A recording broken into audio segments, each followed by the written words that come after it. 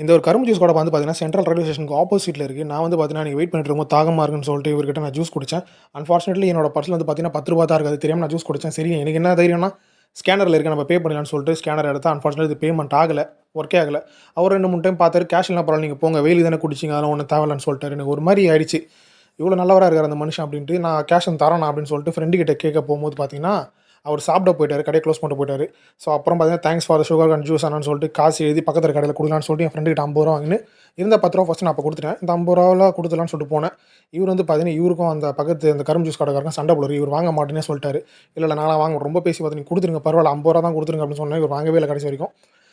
So, அந்த ஒரு நல்ல மனுஷனுக்கு பார்த்தீங்கன்னா, என்னால எந்த ஒரு ஹெல்ப் பண்ண முடியாது. லாஸ்ட்ல தேங்க்ஸ் கூட சொல்ல முடியாத அளவுக்கு ஆயிடுச்சு. ஸோ, நீங்க இந்த வீடியோ பார்த்துட்டு இந்த ஜூஸ் ஷாப்புக்கு நீங்க போய் குடிக்கிற மாரி இருந்தீங்கன்னா, அவருக்கு மறக்காம ஒரு தேங்க்ஸ் சொல்றேங்க.